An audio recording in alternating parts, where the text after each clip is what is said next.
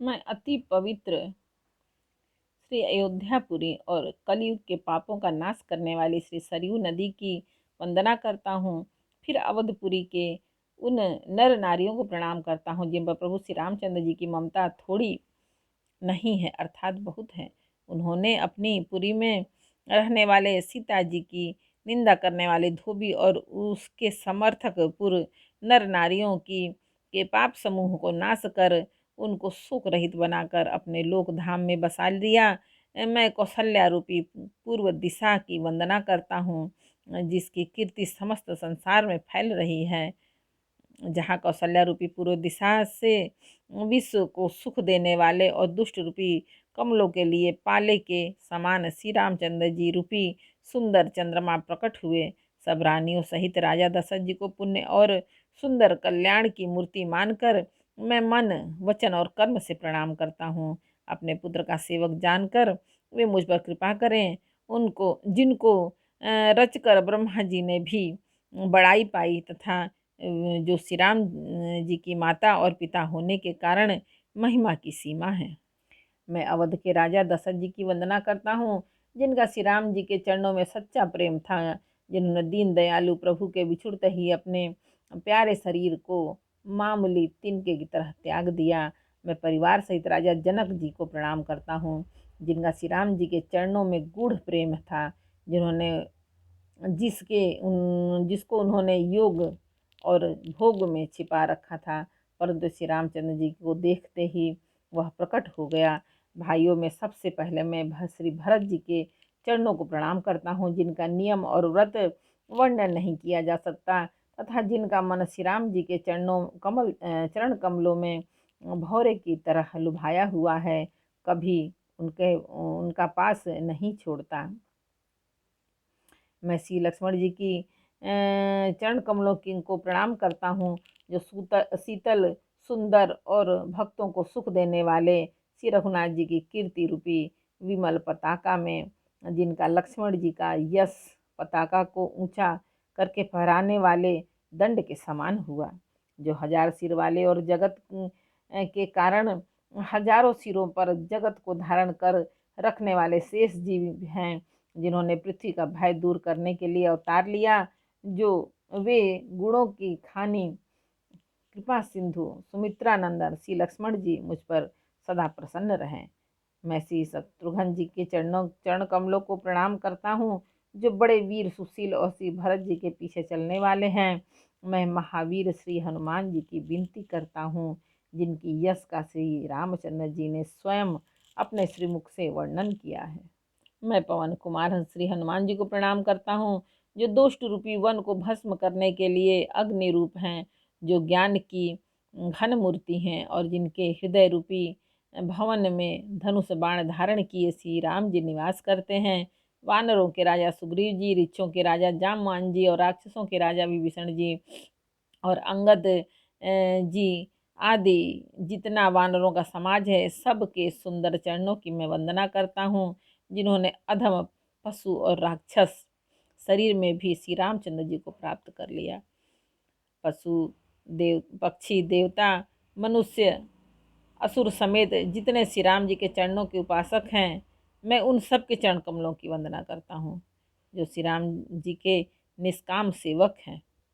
सुखदेव जी, सनकादि, नारद मुनि आदि जितने भक्त और परम ज्ञानी श्रेष्ठ मुनि हैं, मैं धरती पर सिर टेक कर उन सबको प्रणाम करता हूँ। हे मुनीश्वरों, आप सब मुझको अपना दास जानकर कृपा कीजिए।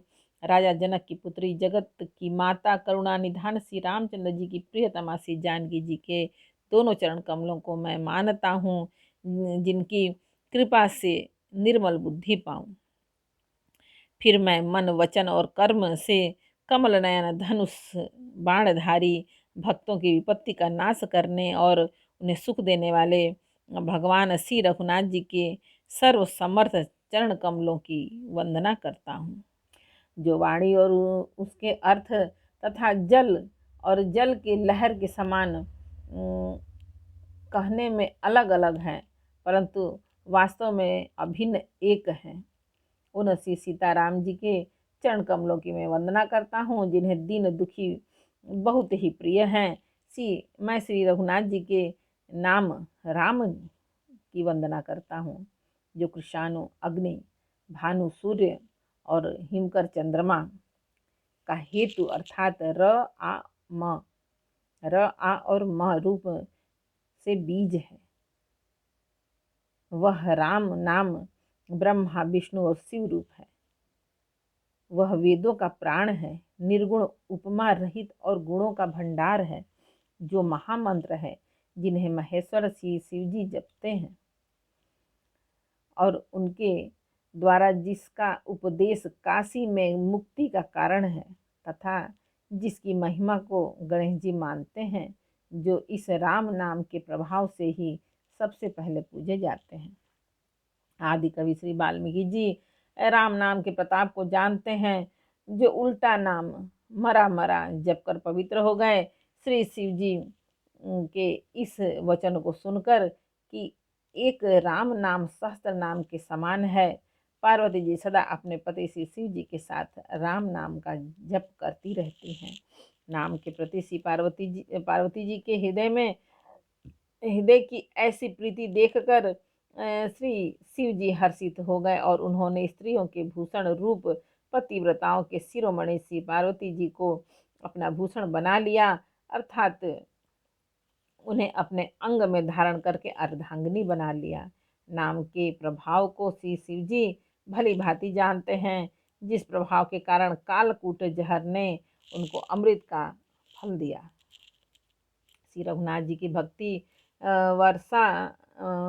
वर्षा ऋतु श्री रघुनाथ जी की भक्ति वर्षा ऋतु है। तुलसीदास जी कहते हैं कि उत्तम सेवक गण धान है और राम नाम के दो सुंदर अक्षर सावन भादों के महीने हैं। दोनों अक्षर मधुर और मनोहर हैं, जो वर्णमाला रूपी शरीर के नेत्र हैं, भक्तों के जीवन हैं और तथा स्मरण करने में सबके लिए सुलभ और सुख देने वाले हैं, और जो इस लोक में लाभ और परलोक में निर्वाह करते हैं, अर्थात भगवान के दिव्य धाम में दिव्य देह से सदा भगवत सेवा में नियुक्त रखते हैं। ये कहने सुनने और स्मरण करने में बहुत ही अच्छे, सुंदर और मधुर हैं।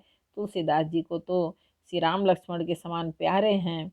इनका र और म का अलग अलग वर्णन करने में प्रीति विलगाती है, अर्थात बीज मंत्र की दृष्टि से इनके उच्चारण, अर्थ और फल में भिन्नता दिख पड़ती है, परंतु है ये जीव और ब्रह्म के समान स्वभाव से ही साथ रहने वाले, सदा एक रूप और एक रस। ये दोनों अक्षर नर नारायण के समान सुंदर भाई हैं।